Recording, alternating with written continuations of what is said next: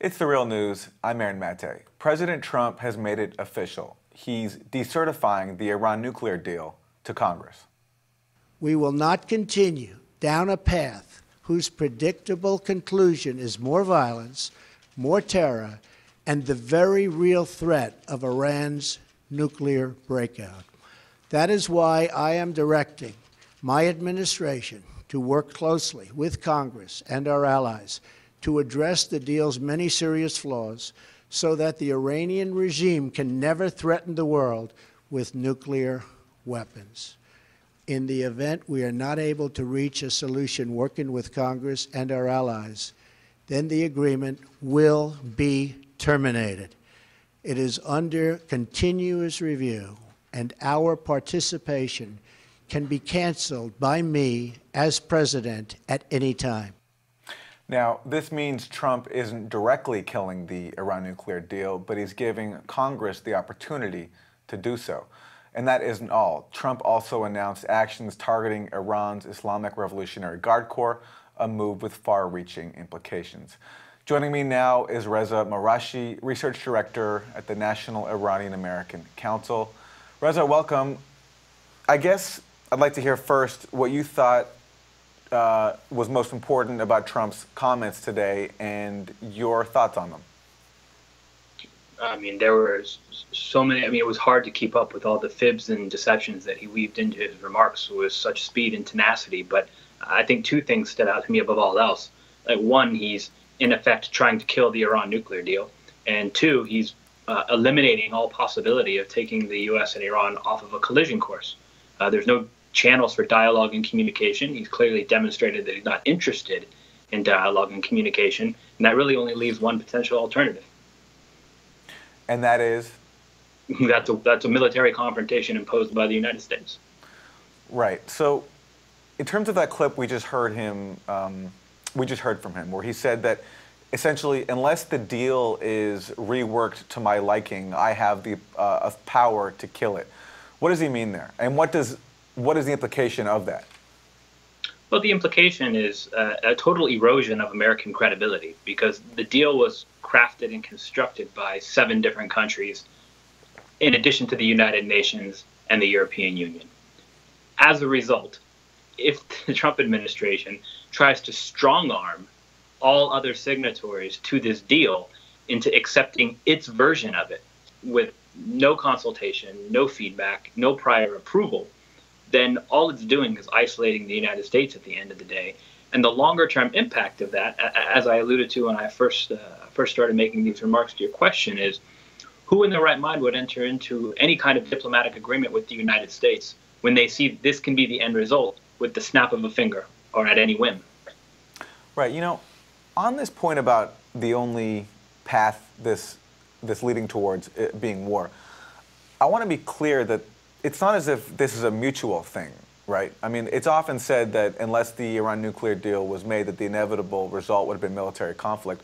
But it's not as if this was both sides saying that. I mean, Iran has been calling for talks with the U.S. long before the nuclear deal started, and they've made overtures that were rejected under both Bush and Obama. So when you say that this could lead to military conflict, I mean, you're referring to basically to one side imposing that conflict, right?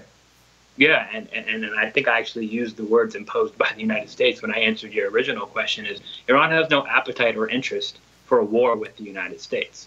The U.S. and Iran have very real differences, very real disagreements on a variety of different issues. But this nuclear deal was supposed to be the foundation and from which dialogue on those additional issues, those additional points of contention, could grow in an attempt to resolve them over time.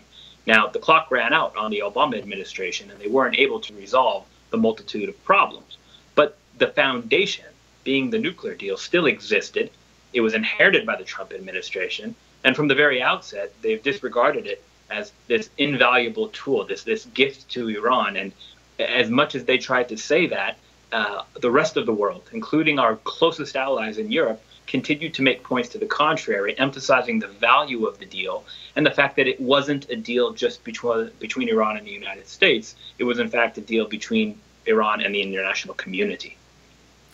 You know, when Trump was speaking about the deal, one of his points of contention was that if not for the nuclear deal, he said, then the Iranian regime would have collapsed, that it was basically nearing its end. But he suggested that Obama's deal with it saved it from collapse. But it's actually quite the opposite. The great book by your colleague at the National Iranian American Council, Trita Parsi, called Losing an Enemy, he reveals actually that part of the reason why the Obama administration made this nuclear deal is that they calculated that their sanctions, the harsh sanctions that they were imposing on Iran, weren't going to be able to break the Iranian regime's will fast enough before Iran could potentially have the capacity to develop nuclear weapons. So that's why they went ahead and made a deal with them. That's absolutely right. And those assessments, by the way, that the Obama administration utilized to make the decision, well, maybe we should negotiate now before our leverage evaporates without getting any return, those weren't political assessments made by Obama administration official political appointees. Those were assessments that were being provided by the intelligence community, the military, the Treasury Department, the State Department, basically career government officials that don't cycle in and out depending on which political party is in power. So not only was it a dishonest, disingenuous remark on the part of the Trump administration, it also highlights the hyper-aggressive, unrealistic nature of Trump administration policy. If I can be afforded to just give you one quick example. We are sitting here saying we need to be aggressive and have a military-oriented posture towards Iran because diplomacy hasn't worked. Diplomacy was tried in earnest for a handful of years that can be counted on one hand. And yet we've been fighting wars in Iraq and Afghanistan for over a decade. And nobody's making the argument that because we haven't reached an inflection point where military power has produced success in these two countries, we need to pull out. They're saying, in fact, we need more military confrontation in these countries. So it just kind of goes to show how this administration, not only on the issue of Iran, but really across the board, has abandoned diplomacy as a value tool in America's national security toolkit. Right. And, you know, speaking of national security, in the service of confronting Iran, they also appear to be softening their stance on two of the biggest threats to Americans around the world and to everyone basically in general, which is Al-Qaeda and ISIS. And the reason I say that is because there was a stunning passage inside this release last night by the White House of Trump's strategy ahead of the speech today. He didn't say this in his speech today, but this was in a White House strategy document that they released last night to preview Trump's speech today. And this is what they say.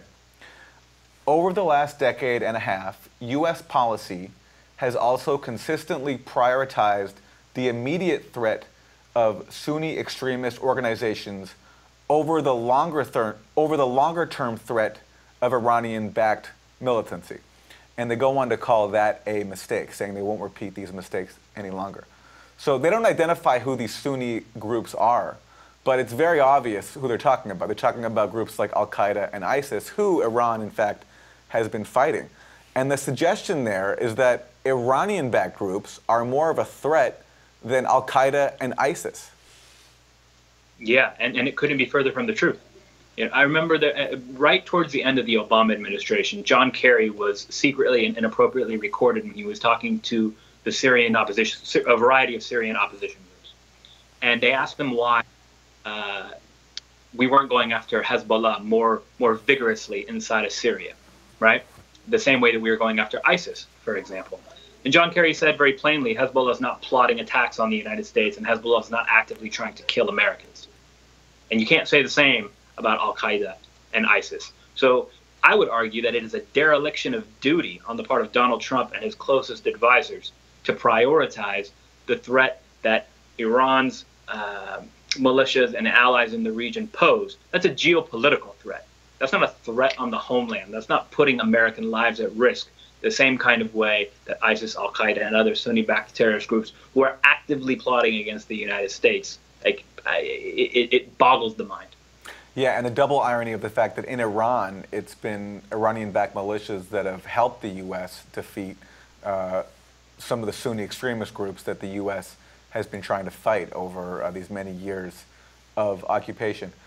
Finally, so if this isn't about actually fighting terrorism, what then to you is this about? I mean, someone like Noam Chomsky makes the argument that the reason the U.S., of course, and of course Israel, want to confront Iran in this way is because they don't want a deterrent to their use of force in the Middle East.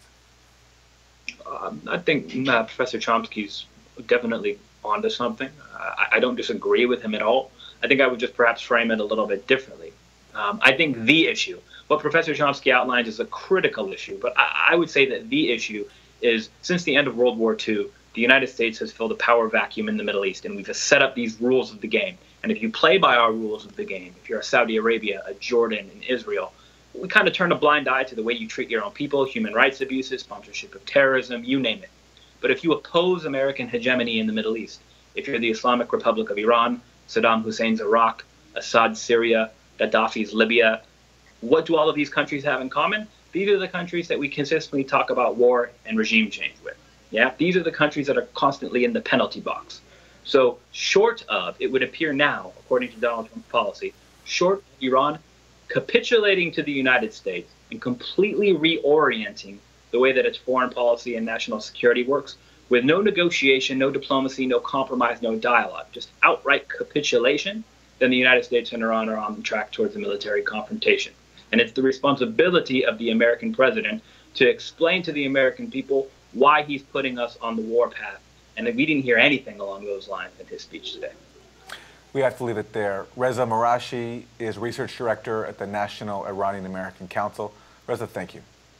Thank you. And thank you for joining us on The Real News.